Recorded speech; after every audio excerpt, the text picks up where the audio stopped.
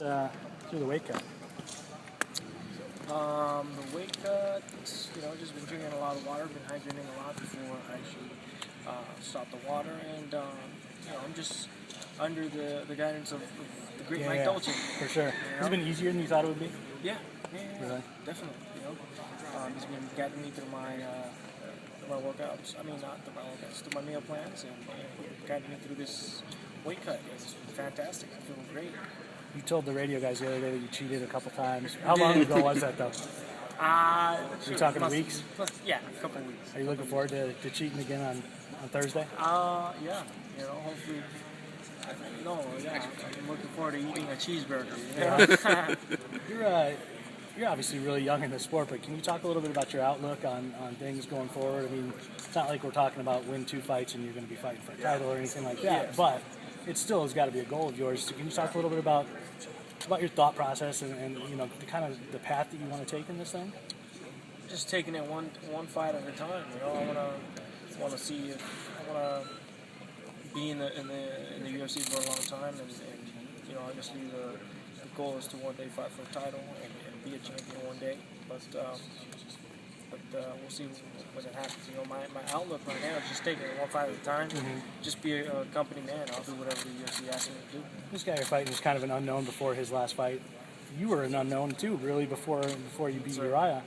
You guys have some similarities in that regard. Yeah. Talk a little bit about being a favorite this time around and kind of how things have changed for you, since that upset a few months ago. Yeah, I mean, Brian fought a really tough guy, Seth. He's riding a 4-5 win streak, and I've trained with Seth. He's no joke, and he made him look bad. And but yeah, his fight style is kind of similar to mine. He's a brawler. He has good hands, and he has good jiu-jitsu. He's a purple belt, so am I, and it's going to be a good fight. He has a different profile from Paulo Thiago, right? Your opponent.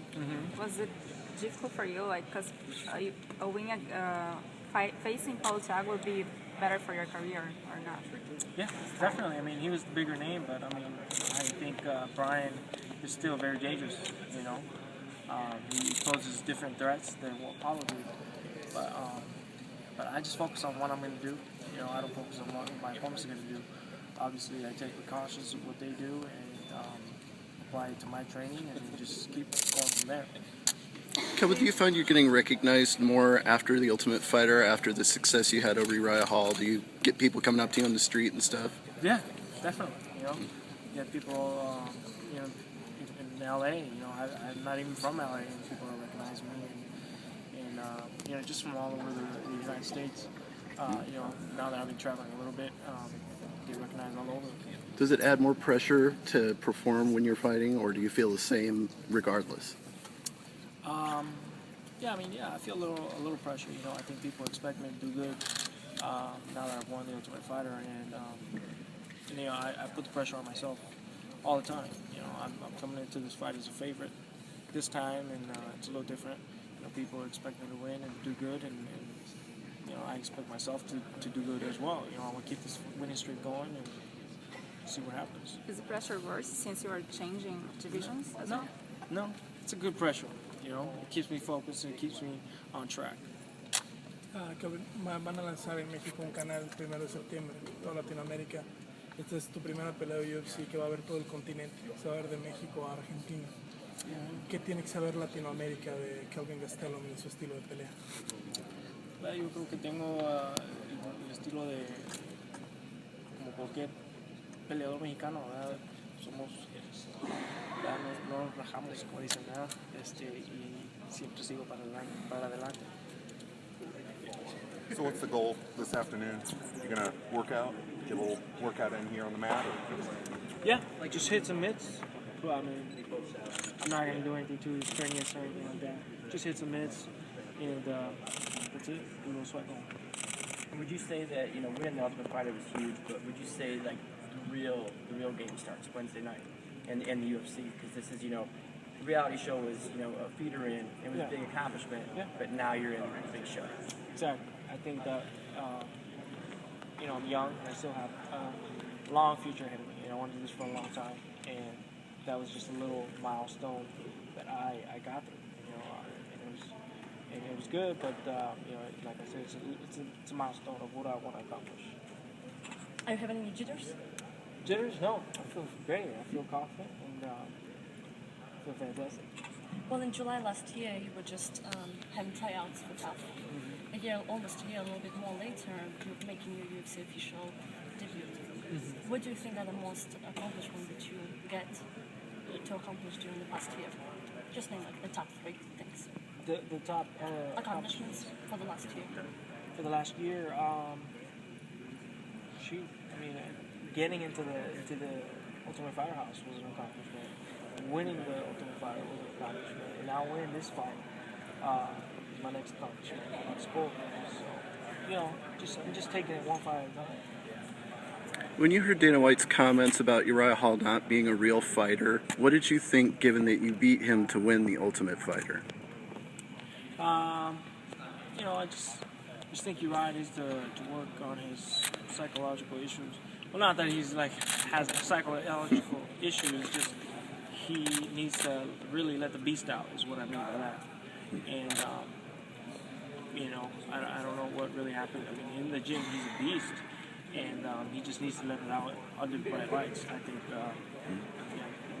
On the show, he was a beast too. Do you think it's just the difference of fighting in front of 40 or 50 people and you know, producers and stuff like that, and then fighting in a big arena?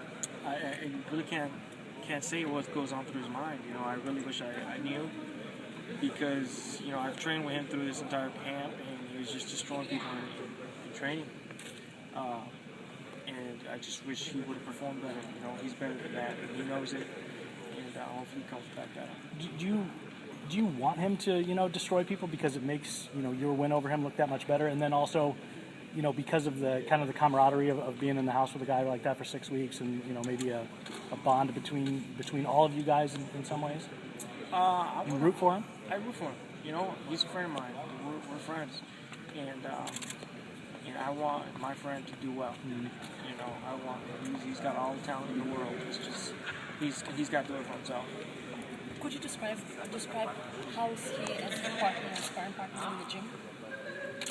Well, sometimes he throws some vicious knees that he's not supposed to, you know. But he's good, man. He's a good training partner.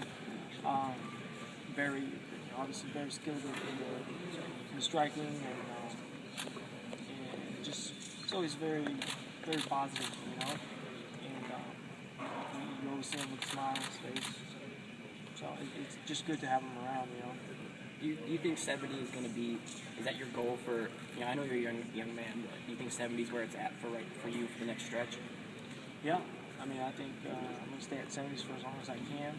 I don't know if I'm going to grow anymore, you know, so maybe I could go back up to middleweight sometime in the future. Could you talk a little bit about work with Mike Dolce?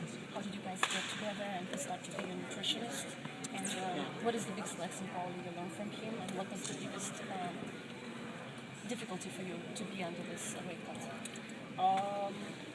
Yeah, he was one of the assistant coaches on the Ultimate Fighter, so that's how I met him. And after the show, I had mentioned to him that I wanted to drop down to 170s. And he's like, absolutely, you know, let's work. And I was like, all right, awesome, you know. And I've always, actually, before I got on the show, I've always wanted to work with Mike. You know, I knew that there was somebody that could help me get to welterweight, it was probably him, you know. And the biggest thing I've learned is you know, his logo is it's not diet, it's a lifestyle, you know. And I've kind of implemented that lifestyle onto me. It's just you know, eating well, having good habits. Coming back to the TAF, what is the strongest words of wisdom that you learned from Chael Sonnen? Because we all know how spoken he is, how sometimes he tells sentences into the ranks. Like any words of wisdom you can mention. Words of wisdom, Chael. I mean, he was always there to support us 100%. But words of wisdom, I mean, one of the things that really stuck out to me was, that you know, he always said to not worry about the outcome, to worry about performance, right? And that was the best advice that I think I got out of it. You know, I sometimes people get caught up in thinking about winning. I have to win. I have to win. I have to win. And get themselves psyched out, and they don't end up performing. And you know, it has to be the other way around. You know, you have to worry about performing, and then the outcome will work itself out. Did you see that in his fight with Shogun Rua that he put going out there and performing over the outcome? Did you feel that's what he did in the fight? Yeah, I mean, definitely. He went in there and he performed. He looked fantastic. Mm-hmm. You know, got in there right away, got the takedown, was controlling the whole fight, and then got that submission, the guillotine. He looked great. Is that something that he ever practiced with you, that particular submission, or? I mean, he practices everything, yeah. So we're going to see you do that to somebody at some point. We will see, yeah. Coming back to Ronda Rousey, and I'm pretty sure there's numerous talks and numerous questions was asked. But mine is concerns the point that, do you think that call that she did to Chael Sonnen really motivates you and turn you on to go on much bigger and better things, or do you think it was something different? I mean, it was very uplifting, and I don't know if I want to say I got all my motivation from that. You know, it was a very nice thing that she did. She's a buddy of mine, and she's just a good person. So it was a good thing, and I mean, I don't know if it's all my motivation I got that from that. No. Are we going to see you on her season of The Ultimate Fighter? No. No, but I will. I'm rooting for her team for sure, though. Thank you. Thank you. Would you mind if I'll take